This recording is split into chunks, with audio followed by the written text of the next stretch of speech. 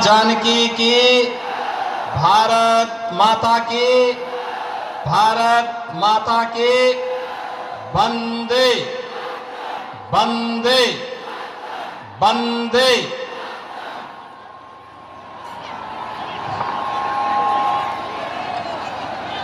पूर्व केंद्रीय मंत्री माननीय सांसद श्री फग्गन सिंह कुलस्ते जी,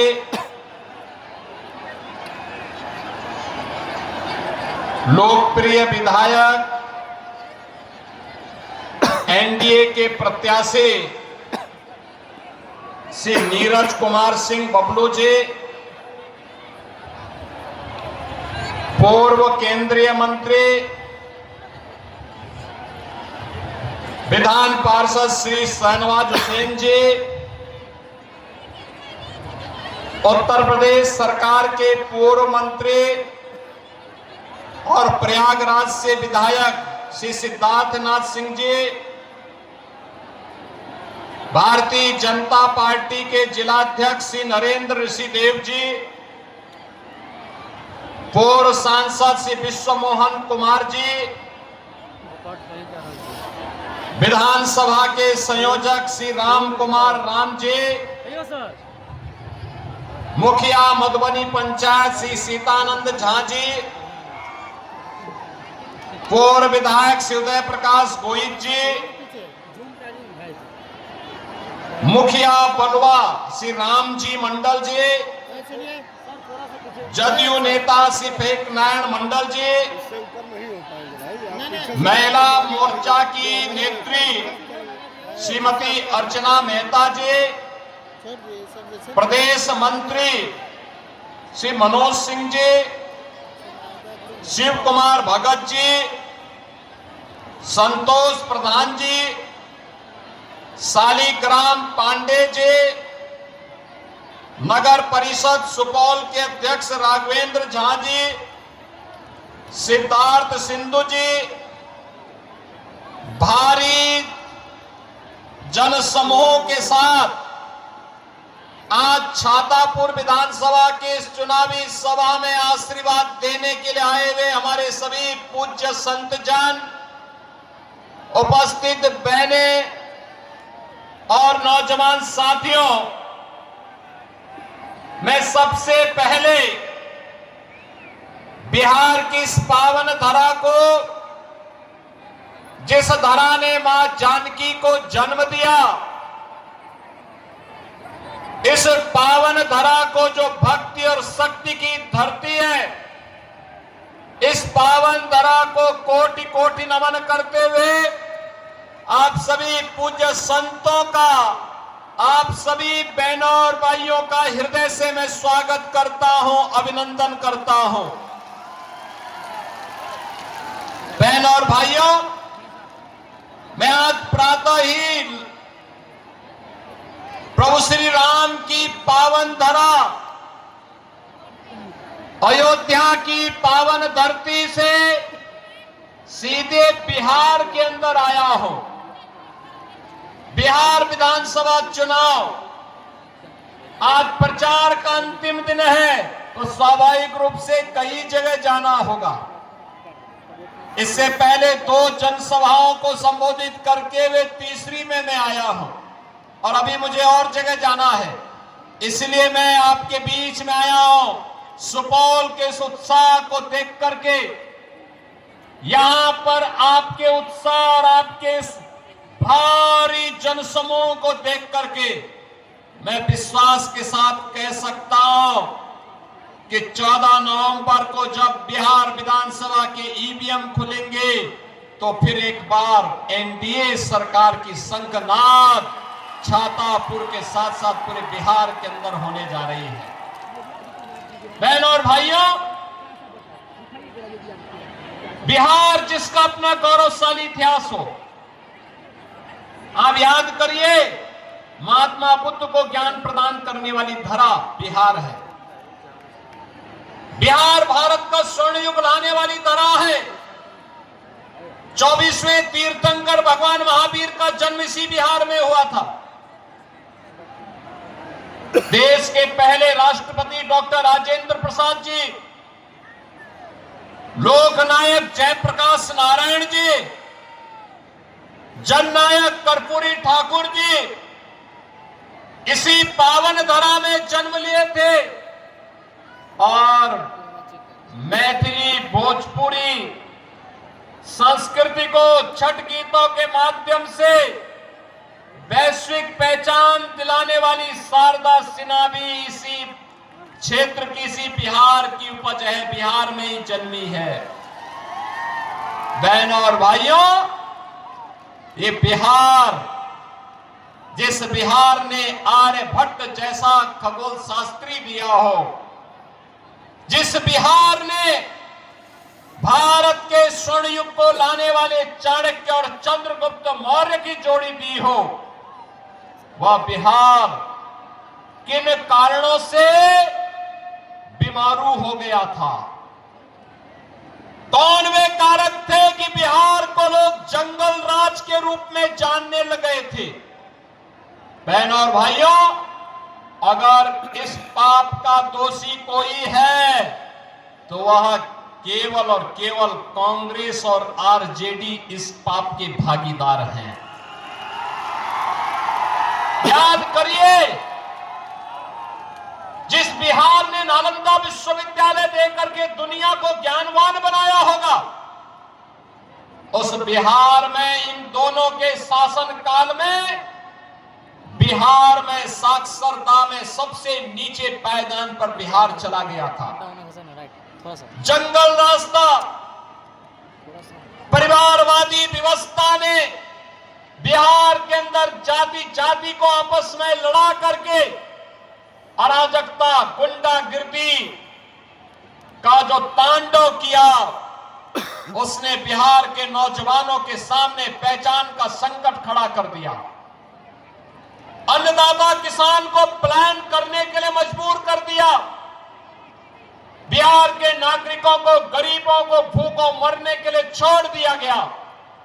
बिहार के अंदर सरकार के खजाने का पैसे में लूट मच गई थी। याद करिए, जो बड़ी बड़ी घोषणाओं के साथ आज कांग्रेस आरजेडी का ये महागठबंधन आपके बीच में आया है।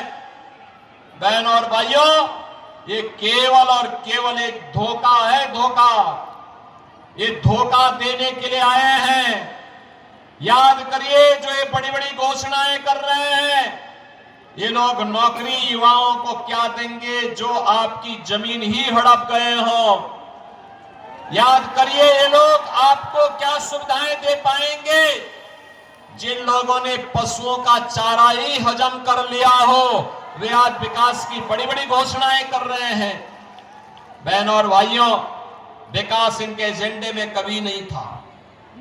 गरीब कल्याण इनके एजेंडे में कभी नहीं था। आस्था का सम्मान इनके एजेंडे में कभी नहीं था। याद करिए, बिहार के अंदर पिछले 20 वर्ष में सुशासन की जो सुदृढ़ नींव स्थापित हुई है, आज बिहार में क्या नहीं है? सड़क है, बिजली है, पानी है, रेलवे की कनेक्टिविटी है, एयर कनेक्टिविटी है, एनआईटी है, आईआईटी है, आईएम है, एम्स है, इंजीनियरिंग कॉलेजेस की श्रृंखला है, मेडिकल कॉलेजेस की श्रृंखला आज बिहार के अंदर दिखाई दे रही है। बिहार के अंदर गरीब कल्याणकारी योजनाएं का एक लंबी श्रृंखला है और बिहार के अंदर बिहार का नौजवान आप सिविल सर्वेंट बन करके आईएएस आईपीएस की परीक्षाओं में पास होकर के देश के अंदर अपनी सेवाएं दे रहा है। मल्टीनेशनल कंपनियों में जाकर के बिहार का नौजवान बिहार को एक नई पहचान दिला रहा है। स्वयं का स्टार्टअप स्थापित करते हुए उद्यमी के रूप में अपनी एक नई पहचान बना रहा है।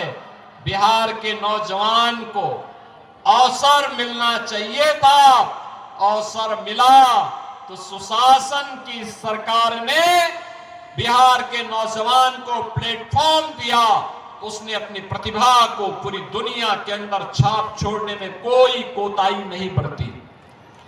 बहनों और भाइयों, विकास और समृद्धि की धारा लगातार आगे बढ़नी चाहिए और इसी के लिए आपका आह्वान करने के लिए मैं आज आपके बीच आया हूं।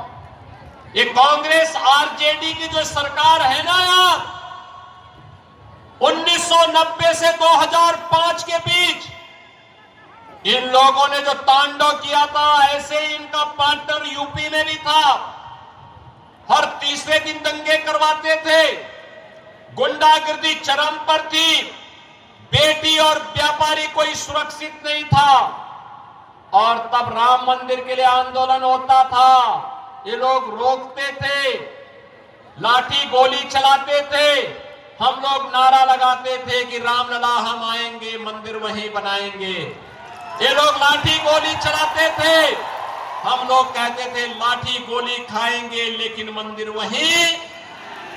और देखो ना, यूपी में डबल इंजन की सरकार बनी, मोदी जी प्रधानमंत्री हैं, उत्तर प्रदेश में सरकार बनी, अयोध्या में भगवान राम का भव्य मंदिर का निर्माण हो गया है। क्या ये कांग्रेस कर पाती? क्या आरजेडी कर पाती? क्या बहन और भाइयों, अयोध्या में भगवान राम का मंदिर बना तो सीतामढ़ी में मां जानकी का भी भव्य मंदिर का निर्माण एनडीए सरकार करा रही है। अयोध्या में इंटरनेशनल एयरपोर्ट बनाया गया, उसका नामकरण महर्षि वाल्मीकि के नाम पर। यात्रियों के रहने के लिए जो रेल बसेरा बने हैं, उनका नामकरण निषाद राज के नाम पर। भक्तों और श्रद्धालुओं के लिए जहां प्रसाद बनता है, उसका नामकरण माता सबरी के नाम पर। और अब तो अयोध्या को सीतामढ़ी से जोड़ने के लिए राम जानकी मार्ग भी बन रहा है। 6155 करोड़ का एक कॉरिडोर के लिए और पैसा दे दिया गया है। बहन और भाइयों, कांग्रेस तो सुप्रीम कोर्ट में कहती थी कि राम हुए ही नहीं। कितना भारी अपमान है इन संतों का, कितना भारी अपमान है आपका, भारत का, और कितना भारी अपमान ये लोग करते थे जब इन्होंने कहा राम और कृष्ण हुए ही नहीं। आरजेडी ने राम मंदिर का रथ रोक दिया था, इनके पार्टनर ने उत्तर प्रदेश में राम भक्तों पर गोलियां चलाई थी, अयोध्या को लहूलुहान किया था। लेकिन बहनों और भाइयों, अब तो राम मंदिर भी बन गया है। अयोध्या में दुनिया की सुंदरतम नगरी के रूप में अयोध्या को स्थापित कर दिया गया है। और अयोध्या में मैं तो आपसे कहने के लिए आया हूं, जो एक खानदानी लुटेरे फिर से आपका झूठा आश्वासन देने के लिए आए हैं, खानदानी माफियाओं का समर्थन कर रहे हैं, एड़ी चोटी लगा रहे हैं। एक खानदानी माफिया और खानदानी माफिया को फिर से किसी भी प्रकार से सत्ता में आकर के बिहार में जंगल राज नहीं लाने देना है, नहीं लाने देना है। याद करना, यूपी में तब हम बीमारू राज्य से उबर पाए जब हमने राम मंदिर भी बनाया, विकास भी कराया, लेकिन विकास के पहले सुरक्षा की पुख्ता व्यवस्था की। बेटी की सुरक्षा और व्यापारी की सुरक्षा के लिए कोई व्यक्ति अगर सेंध लगाता है तो उसको बोल दिया जाता है कि भाई तुम्हारा तो यमराज का टिकट पक्का।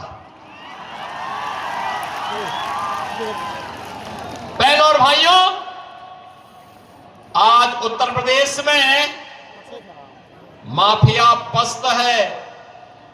जब उत्तर प्रदेश का बुलडोजर चलता है और माफिया की हड्डी पसली एक करके सड़क के साथ रोकता है,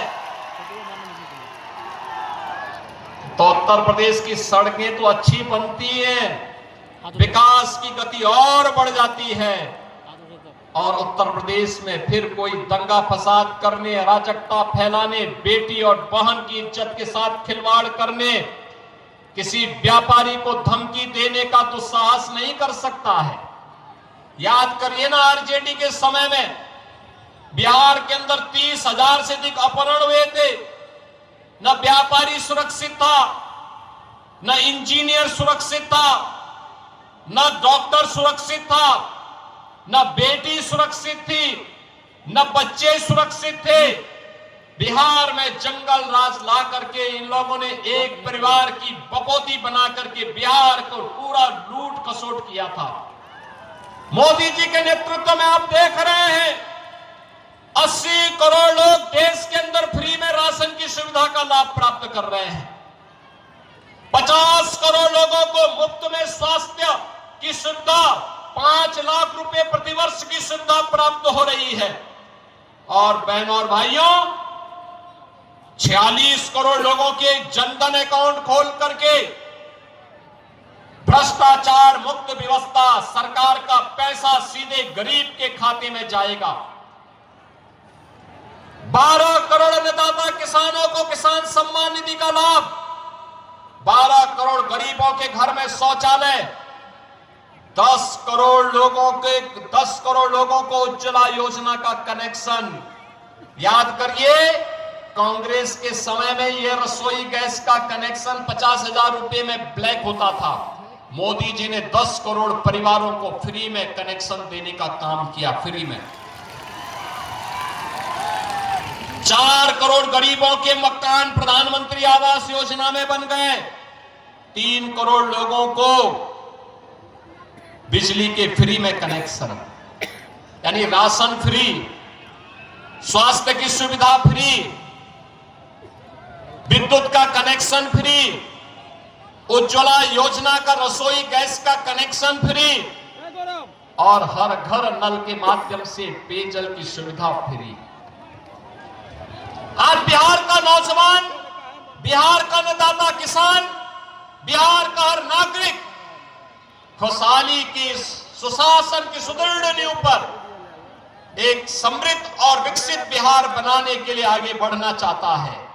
बहनों और भाइयों, पहले चरण के चुनाव के मतदान ने और उसके रुझान ने साबित किया है, कि बिहार को समृद्ध बनाना है, तो अपने मतदान का प्रयोग करके बिहार को विकास और समृद्धि के नई ऊंचाइयों तक पहुंचाना है। इतिहास गवाह है, बिहार समृद्ध और विकसित हुआ है, भारत समृद्ध और विकसित हुआ है। बिहार का स्वर्ण युग आया है तो भारत का वह स्वर्ण युग बना है, और फिर से उस स्वर्ण युग को लाने के लिए, आप सबका आह्वान करने के लिए आज मैं आपके बीच में आया हूं। छातापुर विधानसभा क्षेत्र में आपके सुपौल के सुपुत्र, भारतीय जनता पार्टी और एनडीए के प्रत्याशी के रूप में श्री नीरज कुमार सिंह बबलू को फिर से एनडीए ने आपके पास भेजा है। नीरज जी को भारी बहुमत से विजयी बना के भेजेंगे ना सभी लोग? पीछे पंडाल के बाहर, सड़क के किनारे, इधर उधर, छत के ऊपर, इधर पीछे, सभी का आशीर्वाद मिलेगा ना? दोनों हाथ ला करके थोड़ा बोलो, दोनों हाथ ला करके, जहां तक मेरी आवाज जा रही है। सभी लोग इधर भी, क्या भारी जनसैलाब है, जैसे लगता है पूरा सुपौल जनपद ही उमड़ कर गया है। बहन और भाइयों, लेकिन सुपौल में सुपौल का सुपुत्र, भारतीय जनता पार्टी के नेता और एनडीए के प्रत्याशी श्री नीरज कुमार सिंह बबलू तब भारी बहुमत से विजयी होंगे जब आप घर घर जाकर के मोदी जी और नीतीश बाबू का संदेशा घर घर पहुंचाएंगे कि कमल छाप पे नीरज कुमार सिंह बबलू को भारी बहुमत से विजयी बनाना है। अगले 24 घंटे मेहनत करेंगे, इसके लिए जाएंगे, घर घर जाएंगे ना, संदेशा को घर घर पहुंचाएंगे।